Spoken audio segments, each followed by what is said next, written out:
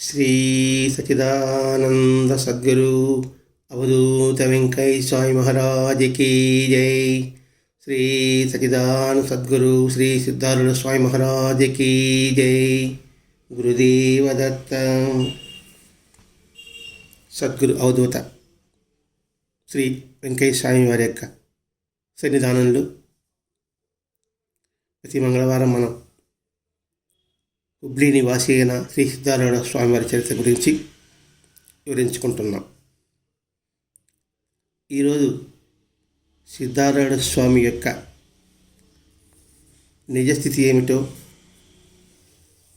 వారి యొక్క జీవిత విధానంలో ఆయన యొక్క చర్యలోని అంతర్యం ఏమిటో మనం ఇప్పుడు వివరించుకోబోతున్నాం. సాక్షాత్తు మహాత్ములంతా కూడా సర్వత్రా భగవతత్వాన్ని దర్శిస్తూ ఉంటారు. అలాగే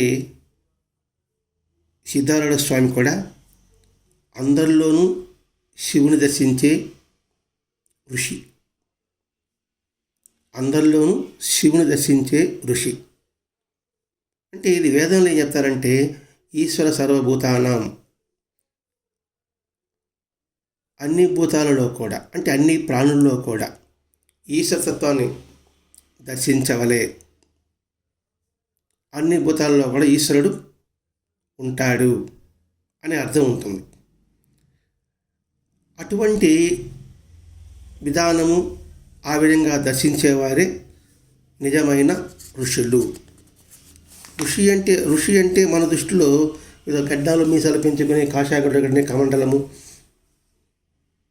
జపమాల, దండము అలా పెట్టుకున్న వాళ్ళే ఋషి అనే భావన మన దృష్టిలో అలా అనిపిస్తుంటుంది.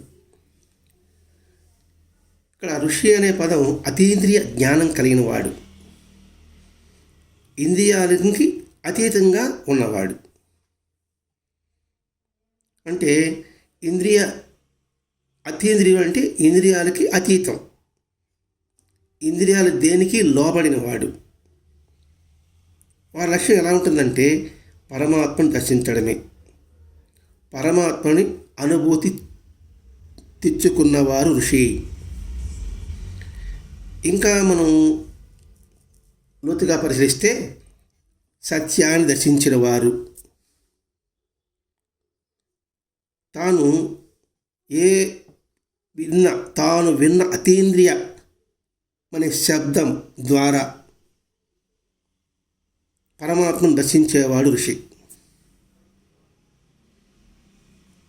కాబట్టి ఇక్కడ ఋషి అనే దానికి సరైన అర్థం సిద్ధారూఢ స్వామిలో మనకు స్పష్టంగా కనిపిస్తుంటుంది.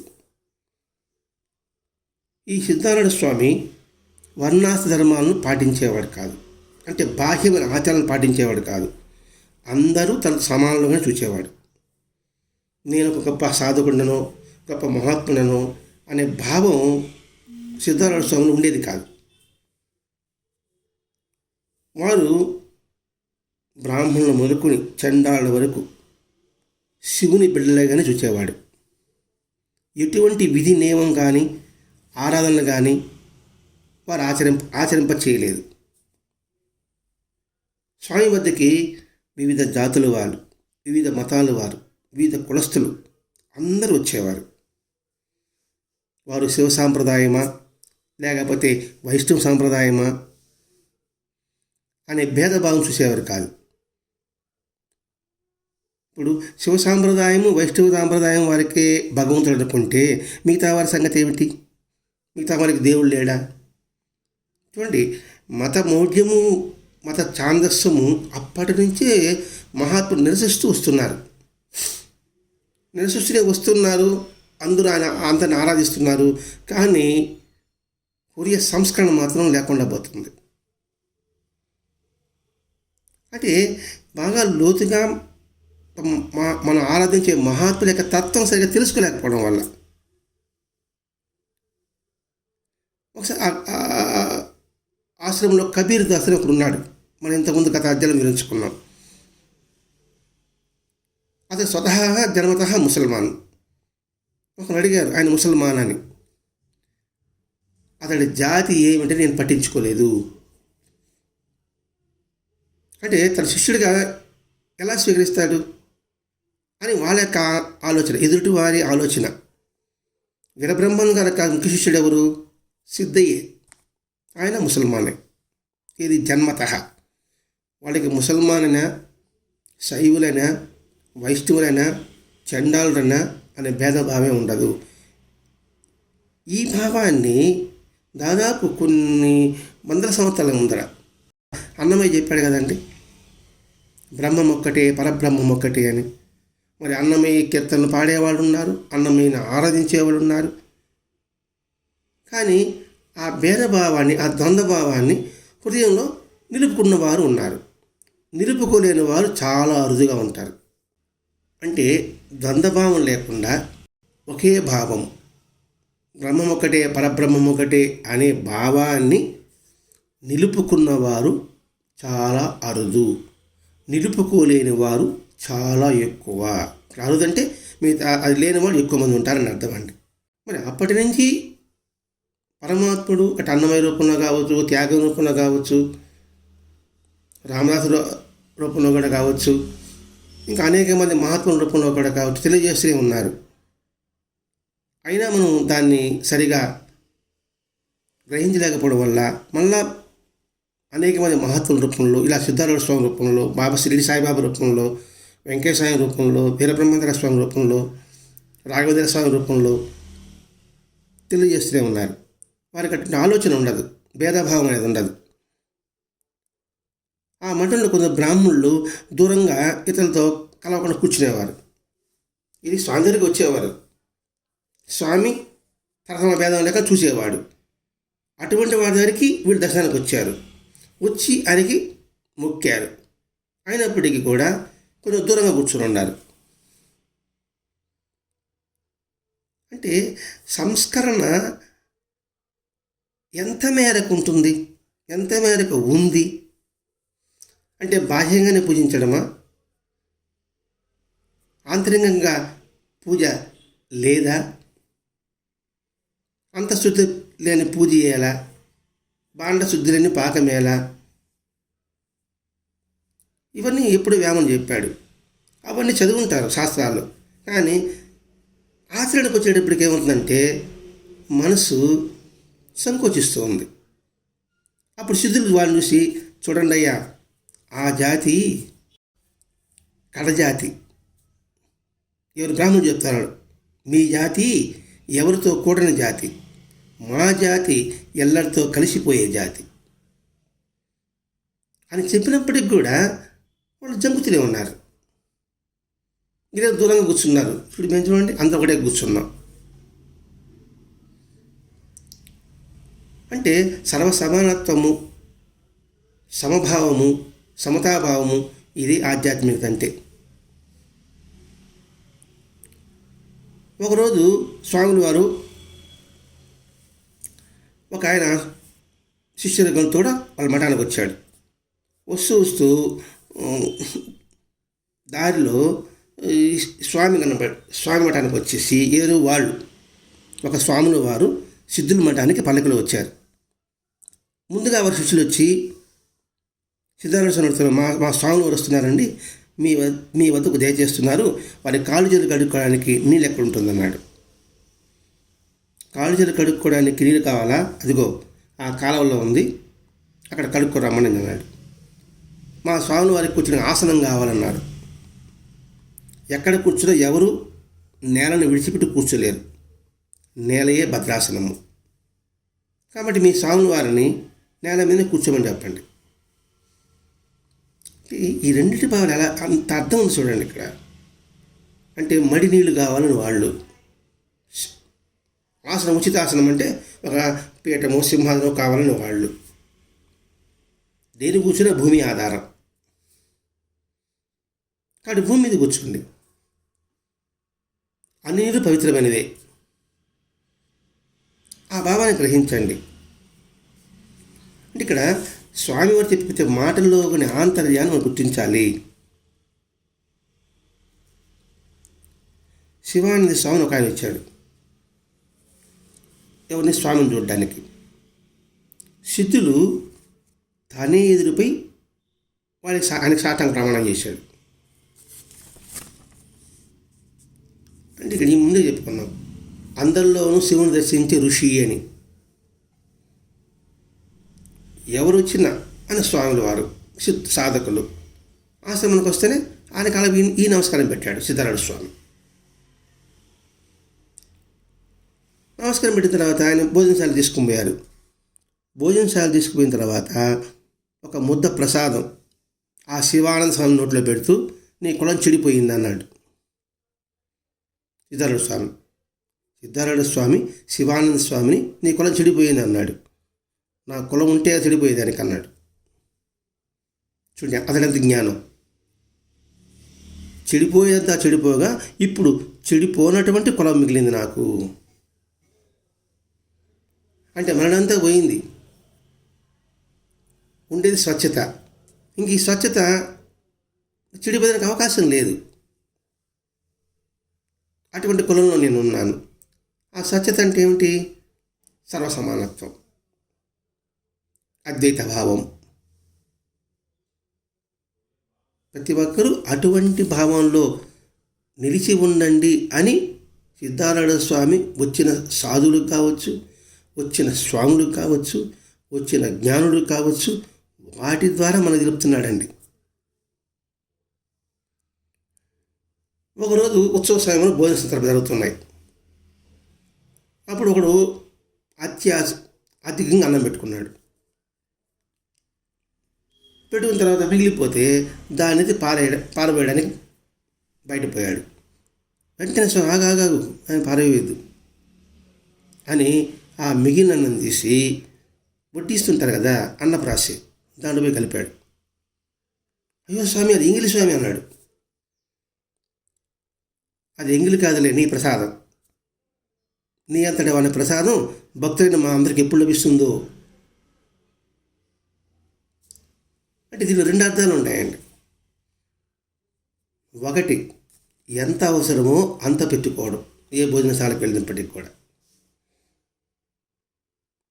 రెండోది చెప్తున్నాడు, అది పారేయడం వల్ల అన్నం పరబ్రహ్మ స్వరూపం కాబట్టి నువ్వు తిన్నది కూడా పరబ్రహ్మ స్వరూపమే. ఇక్కడ ఎంగిలి అనే భావం లేదు. ఎంగిలి అనే భావం లేకుండా ఎవరికి ఉంటుంది? ఆత్మీయులకు ఉంటుంది, ఆత్మ బంధువులకు ఉంటుంది. ఇట్లా రెండు వర్షాలు చూసుకుంటా కూడా భగవత్తత్వాన్ని దర్శించాడు. తమ వద్ద వచ్చేవారికి ఎప్పుడు శివనామస్మరణ చేయండి అని చెప్తేవాడు. అంటే సమయాన్ని సద్వినియోగం చేసుకోండి. ఒక చేత్తో పనులు చేస్తూ కూడా నోటితో శివమాత్రం జపించండి, మీకు మంచి జరుగుతుంది. ఇప్పుడు మీకు లౌకికమైన డబ్బు కావచ్చు, పుణ్యము, సుఖము, శాంతి, సౌభాగ్యాలు మీకు అనాయాసంగా లభిస్తూ ఉంటే మీరు ఎందుకు శివనామస్మరణ చేయరు? అంటే శ్రమ లేకుండానే మీకు అన్నీ సమకూరుతున్నాయి. అదేంటి మేము కష్టపడుతున్నాం కదండి, కష్టపడితే నాకు డబ్బు వస్తుంది, కష్టపడితే మాకు సౌభాగ్యం వస్తుంది, మేము దానం చేస్తే మాకు పుణ్యం వస్తుంది, మరి అనాయాసంగానే ఎందుకు పదం వాడాడు? అంటే దానికి ఒక అర్థం ఒకటి ఉంటుందండి.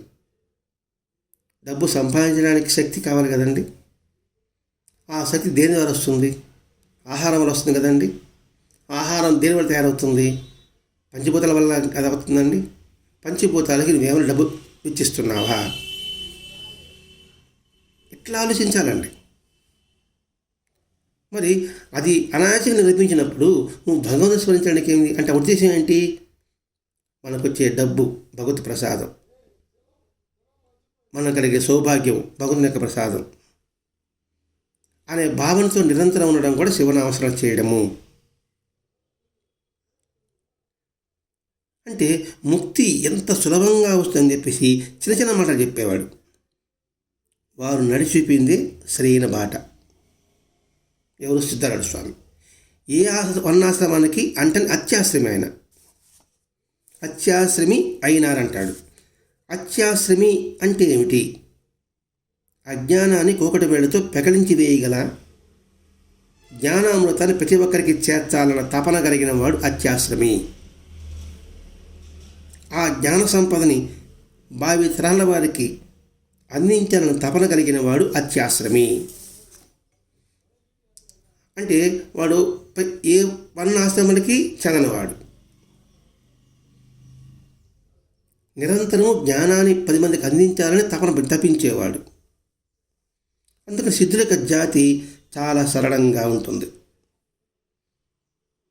మూడిని మనసుకు కూడా చటుక్కున స్ఫురించేటువంటి తత్వాన్ని బోధించే నేర్పు, ఓర్పు, సహజమైన మానవ ప్రేమ, సకల జీవుల ఉద్ధరణ, నిస్వార్థ సేవ, ఇవి ఆయనలో ప్రత్యేకంగా కనిపించే గుణాలు. అందుకని అందరికీ ఆయన సాక్షాత్తు శివుని అవతారంగా భావించేవారు, దర్శించేవారు. ఒకసారి కొందరు ఊరి పెద్దలు సిద్ధుల్ని పరీక్షించాలని కొందరు వేషాన్ని పంపించారు. వాళ్ళు సిద్ధుల దగ్గరికి వెళ్ళగానే, రండి తల్లి, గురువు మీకు శుభం కలుగు చేస్తాడు. రండి తల్లి, ఆ పదం అర్థమైపోయింది అన్నమాట. రండి తల్లి, గురువు మీకు శుభం కలుగు చేస్తాడు. వారు ఏ భావంతో అక్కడికి వచ్చారో ఆ భావం కాస్త వెన్న కరిగినట్లు కరిగిపోయింది. సిద్ధులు చెడగొట్టాలని వచ్చిన వారు వాళ్ళే చెదిరిపోయారు. చెదిరిపోయారంటే పారిపోయారని కాదండి, వాళ్ళ భావం చెదిరిపోయింది. అది మహాత్ముల యొక్క సన్నిధి, మహాత్ముల యొక్క సాన్నిధ్యం, మహాత్ముల యొక్క దర్శనం. అంటే సిద్ధుల యొక్క చూపులో వీళ్ళు పతివ్రతలు, వీళ్ళు వేషలు అనే భావమే ఉండదు. కొందరు పాపాలు చేసి సిద్ధులు పోగిస్తే వారిని దగ్గర తీసుకుని ఏమన్నాడు, రోగులే కదమ్మా డాక్టర్ దగ్గరికి వస్తారు, రండి గురువు మీకు కళ్యాణం చేకూరుస్తాడు. ఈ సంఘటనలన్నీ మనం భక్తి తుకారంలో చూడవచ్చు. అందుకేనండి భాగవతము, ప్రియపురాణము ఇవి నిరంతరము దాన్ని స్మరించవలే, శ్రవణం చేయవని చెప్పడం. ఒక తండ్రికి 4 బిడ్డలు ఉంటే ఒకరు బాగా దురభ్యాసంలోని ఆయన ఉంటాను అనుకోండి, వాడిని వదిలిపెట్టేస్తారా? ఎంతైనప్పటికీ కన్న తల్లి కన్న తండ్రి కదండి. మరి మామూలుగా లౌకికంగా అలా చూస్తున్నప్పుడు ఇంకా పరమాత్మ స్వరూపుడైన ఆ మహాత్ములు వాళ్ళకు తేడా ఎలా కనిపిస్తుంది? ఇవన్నీ ఈ లక్షణాలు చూసినప్పటికీ ఈయన సాక్షాత్తు భగవంతుని యొక్క అవతారం అనే భావన అక్కడ అందరిలో కనిపించింది. ఒక మఠంలో ఓం నమ శివాయ అనే మంత్రాన్ని చెక్కిస్తున్నారు రాళ్ళ మీద.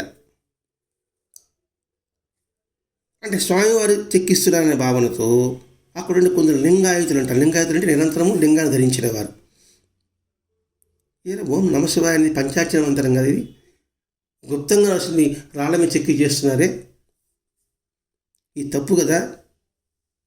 ఇప్పుడు దీని కానుకడు సిద్ధారూఢ స్వామి కాబట్టి సిద్ధారూఢ స్వామి నేడుకు వచ్చాడంటే వాడు అంత చూస్తామన్నారు.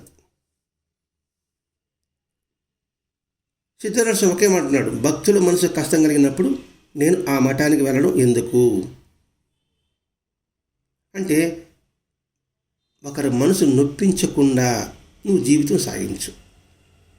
సాధ్యమైనంత వరకు మన లౌకికంగా చూసుకుంటే సాధ్యమైనంత వరకు నేను దానిలో జోడించుకోవాలి.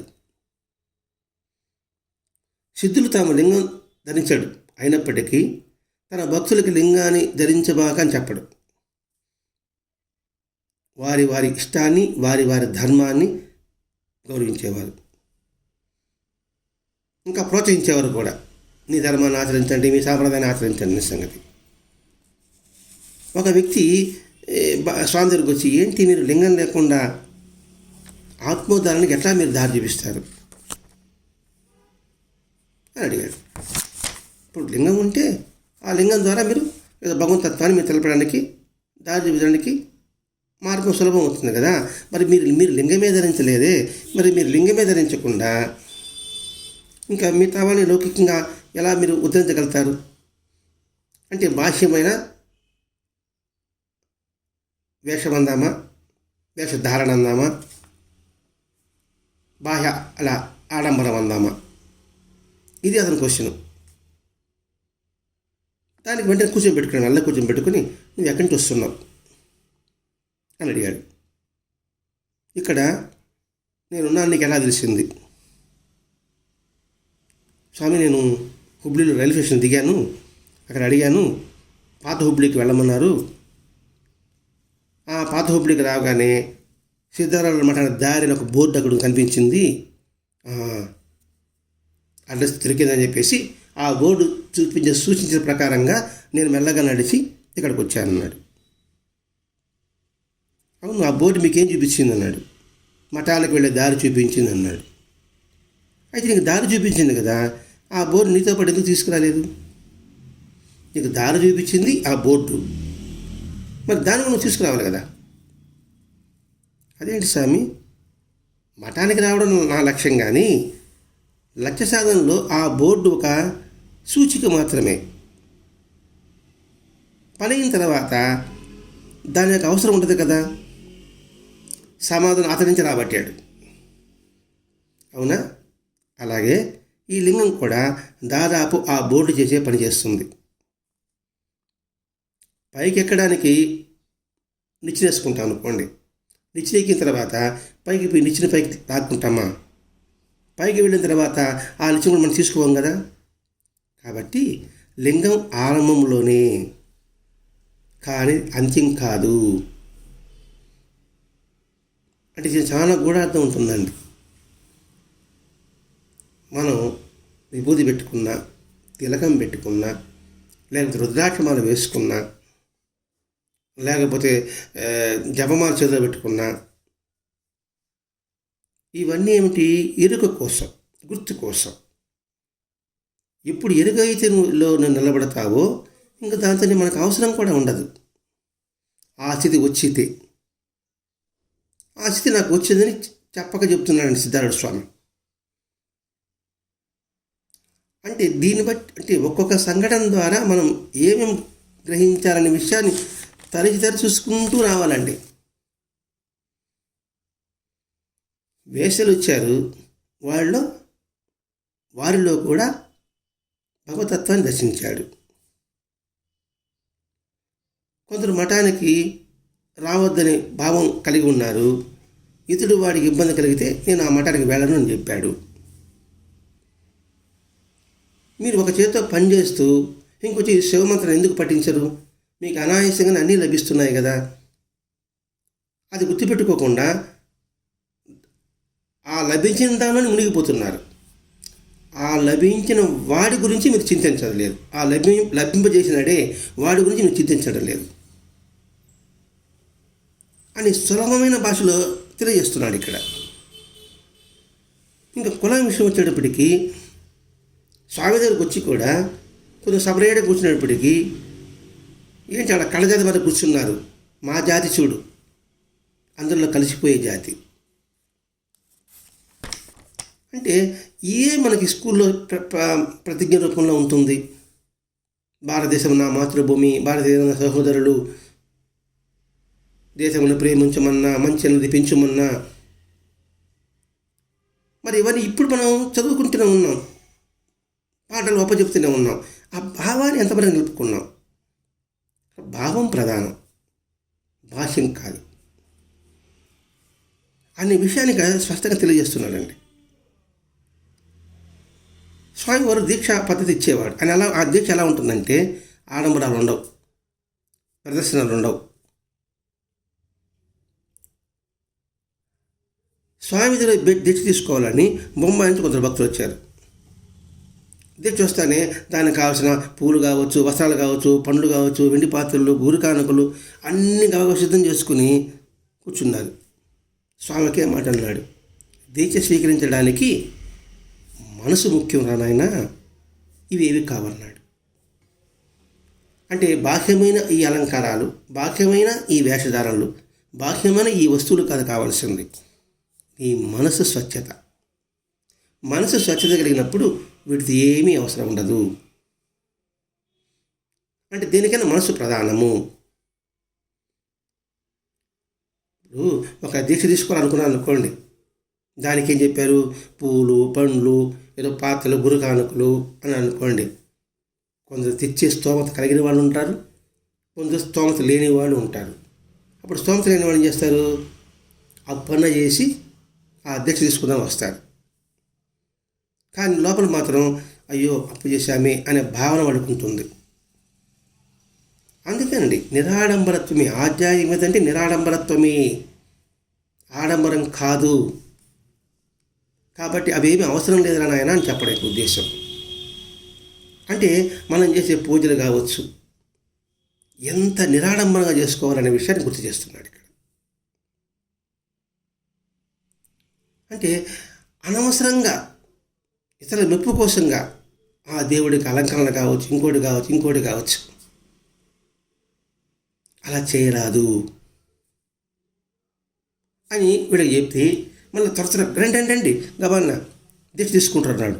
ఏంటి స్వామిని తొందరపడుతున్నాడు, ఏంటి స్వామి హడావడి చేస్తున్నారు, మరి పిచ్చోళ్ళారా కన్ను మూసి తెచ్చే లోపల మీ బుద్ధి మారిపోతుందేమో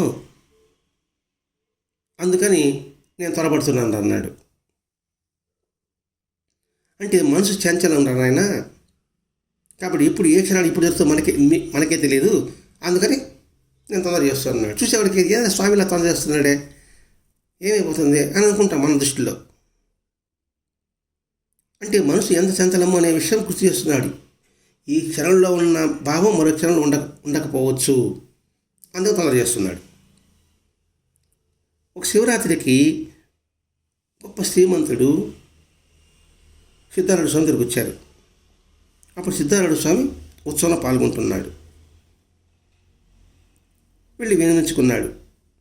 స్వామి మీరు నాకు ఉపదేశం చేయండి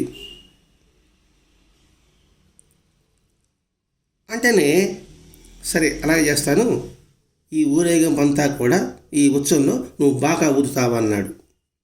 బాకా అంటే చిన్న రౌండ్గా ఉంటుంది, మన తిరునాళ్ళలో వాళ్ళు చూస్తుంటాం. ఆయన శ్రీమంతుడు, ఖరీదైన దుస్తులు, ఆడంబరమైన వేషము, అది నేను దిక్కుతోచలే. ఇంత ఉత్సవం నేనేందుకు బాకా ఊదేది? కానీ మన దేనికోసం వచ్చాడు? ఆయన దగ్గర ఉపదేశం పొందాలని వచ్చాడు. అతను సంకల్ప బలం ఉంది అతనిలో. అందుకని ఆయన మాటలు పాటించాలని ఆ బాగా ఊతుంటే వాడి దగ్గరికి వెళ్ళి అయ్యా సిద్ధుడిలా బాగా ఊదమని చెప్పాడు, ఆ బాగా కాస్త నాకి అన్నాడు. వాడు బాగా ఊదేవాడు, కొంచెం జ్వరం ఉంది, ఆ జ్వరంలో కూడా వాడు బాగా ఊతున్నాడు. అంటే భగవంతుని సేవలో చూడండి, తనకు ఒక జ్వరం ఉంది, ఆ జ్వరంతో ఎలా సేవ చేసేది అనే ఆలోచన ఆ వ్యక్తికి లేదు. అంటే ఒక్కొక్క వాక్యంలో మనం సంస్కరించుకోవడానికి వివరించుకుంటున్నామండి. మామూలుగా తలనొప్పి, చిన్న జలుబు, కాళ్ళు నొప్పులు కొద్దిగా ఉంటేనే మనం మంచి పనులు చేయడానికి ముందుకు పోం. దేవాలయం చెప్పుకుందాం, రోజు పారాయణకో సత్సంగానికో పోతూ ఉంటాం అనుకోండి, ఆ రోజు ఏదో తలనొప్పిగా అనిపించింది అనుకోండి, అబ్బా తలనొప్పిగా ఉంది కదా రేపు పోదాంలే అనుకుంటాం. ఏదో మన సొంత పని అయినప్పటికీ కూడా రేపు చేద్దాంలే అనుకుంటాం. ప్రతి పని భగవంతుని సేవ అనే భావం లేకపోవడం వల్లనే అటువంటి భావం మనకు కలుగుతుంది. ఇతడు చూడండి, జ్వరంతో ఉన్నప్పటికి కూడా ఉత్సవంలో బాగా ఊదడం చాలా కష్టం అండి. ఏదో ఒక దగ్గర కింద కూర్చుని బాగా ఊదడం అంటే అది వేరే, మొదలే ఆరోగ్యం సరిగా లేదు. అటువంటి వాడు ఆయన చెప్తున్నాడు, అయ్యా ఈ పుణ్యాత్మని సేవ, ఈ దేవుని సేవ నాకు ఈ జన్మ లభించింది, జనం వస్తే ఏమైపోతుందా, నా సేవను మాత్రం నేను విడివను. అంటే భగవంతుడి సేవ మీద ఎంతటి దృఢత్వం కలిగి ఉండాలి, పట్టుదల కలిగి ఉండాలి. అది ఈ జన్మలో నాకు లభించింది. అంటే ఈ కోణంలో మనం ఆలోచిస్తుంటే మనం ఆధ్యాత్మికత్వంలో మనం ఈ విధంగా సత్సంగం చెప్పుకోవడం కావచ్చు, పారాయణ చేయడం కావచ్చు, దేవాలయం వెళ్ళడం కావచ్చు, సమాజ సేవా కార్యక్రమం చేయడం కావచ్చు, అది మనకి ఈ జన్మకి భగవంతుడు మనకి లభింపజేశాడు. కాబట్టి ఎటువంటి పరిస్థితులను సరే అవకాశం ఉన్నంత మేరకు అది భగవంతుని సేవగా భావించి సేవ చేయవలే. ఇతడు ఆ సేవను అతని శ్రీమంతుడికి ఇవ్వలే, డబ్బు ఉండేవాడు కదా, అడిగితే కనీసం మొహమాట కన్నా చేతికన్నా ఇస్తాం, సార్ తీసుకోండి సార్ అని. నీ డబ్బు ఉంటే నీ దగ్గర ఉంటుంది, నేను మాత్రం భగవంతుడి సేవను విడిచిపెట్టను.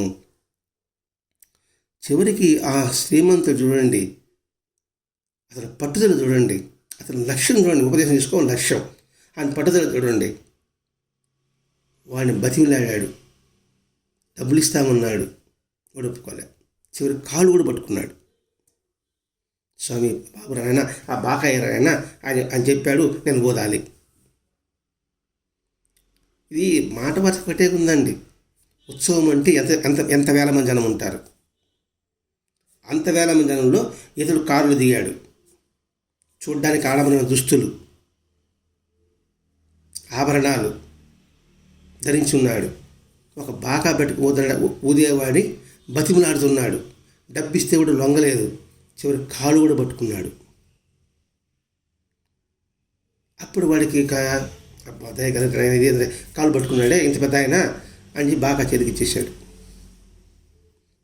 చేతికిచ్చి బాగా ఉదయం అలవాటు ఉంటుంది కదండి. మామూలుగా తాళమే మనం సరిగ్గా వేయలేము, దక్కిన సరిగ్గా కొట్టలేము. దాన్ని నేర్చుకోవాలంటేనే కొన్ని నెలలు పడుతుంది. మరి బాగా చాలా కష్టం. అని గాలి అంతా దిగబెట్టి గాలి ఊదాలి కదా. బాగా అంటే బాగా పెద్దదిగా ఉంటుంది కదా. అది ఎట్లా ఊదాలో నేర్పాడు. ఎవరైనా చూస్తారేమో, తను ఎగతాళి చేస్తారేమో అనే జంకు కూడా ఆ శ్రీమంతుడికి కలగలేదు. తను గొప్పవాడనే అహంకారం పటాపంచలైనాయి. ఇది భగవంతుని సన్నిధికి చేరితే ఎటువంటి లక్ష్యం కలిగి ఉండాలంటే ఈ శ్రీమంతుని చూసి మనం గ్రహించగలగాలి. ఇది బాబాజీలో కూడా వస్తుంది. నారికే సూటు బూటు వేసుకొని భిక్షాన్ని వచ్చినప్పుడు రేపు భిక్షం దార అంటాడు. మనం అంటే మనకు మనం చూసుకుంటూ రావాలండి. ఏ దేవాలయానికి వెళ్ళినా, ఇంకో దగ్గరికి వెళ్ళినా మన దుస్తుల పట్ల ఎంత శ్రద్ధ వహిస్తాము. ఇక్కడ మురికైపోతుందేమోననేసి. అంటే ఎందుకు ఇలా ప్రతి ఒక్కటి మనం వివరించుకుంటూ వస్తున్నామంటే, మనం ఎందులో అడిగి పెట్టాము? ఆధ్యాత్మికంలో అడిగి పెట్టాము. మరి ఆధ్యాత్మిక ఉద్దేశం మనం తెలుసుకోవాలి కదా. అందుకోసం మనం వచ్చాం కదా, భగవంతుని అనుగ్రహం పొందడం మనం వచ్చాం కదా. మరి దానికి ఏ విధంగా నడుచుకోవాలనే విషయం మనం తెలుసుకోవాలి కదా. అందుకని ఒక్కొక్క నెలకి మనం ఏ విధంగా సంస్కరించుకోవాలని వివరించుకోమని భరద్వాజ మహర్షి చెప్తున్నాడండి.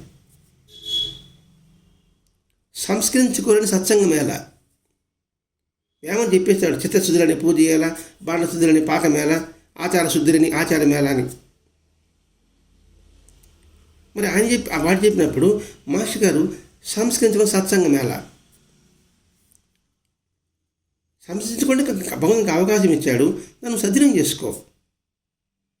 అందుకోసం మనం వివరించుకుంటున్నామండి. మనం ఏ దేవాలయానికి వెళ్ళినా, ఎట్లా వెళ్ళినా ఎలా నడుచుకోవాలి. ఎందుకు వెళ్తున్నాం దేవాలయం దగ్గరికి?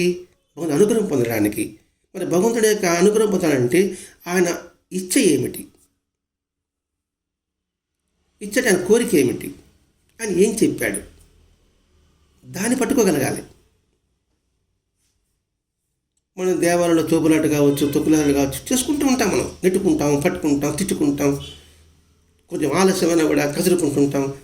ప్రసాదాలు వాడికి కొంచెం పెట్టడం ఎక్కువ, వాళ్ళకి ఒకడికి ఎక్కువ పెట్టి నాకు తక్కువ పెట్టాడు అంటాం. మరి ఈ భావాలతో దేవాలయం వెళ్ళడం ఎందుకు? మహాత్ముల సన్నిధికి వెళ్ళడం ఎందుకు? అది ఇక్కడ మాస్టర్ గారు సిద్ధార్థ స్వామికి తెలియపరుస్తున్నాడండి. ఇక చదువుకుంటూ వెళ్ళిపోతాం. మా శ్రీమంతుడు గొప్పవాడు అయిపోయినాడు, భక్తుడు అయిపోయినాడు. వాడు భక్తుడు అయినాడు, మనకేం లాభం? మనం భక్తులం వాళ్ళ కల అంటే ఒక్కొక్క సంఘటన ద్వారా నువ్వు ఏం తెలుసుకున్నావు అనే కోణంలో నుంచి ఆలోచించుకుంటూ చదవాలండి, వినాలండి. ఊరేగింపు బంత్ అయింది. చివరికి ఊరంతా తిరిగి మఠంలోకి వచ్చాడు. శిథులను పిలిచి, నీకు ఇప్పుడు మాత్రం ఉపదేశం చేస్తాను రా అన్నాడు. స్వామి, మీ ఆశీర్వాదం అప్పుడే లభించింది, మీ మంత్రం స్వీకరించేశా.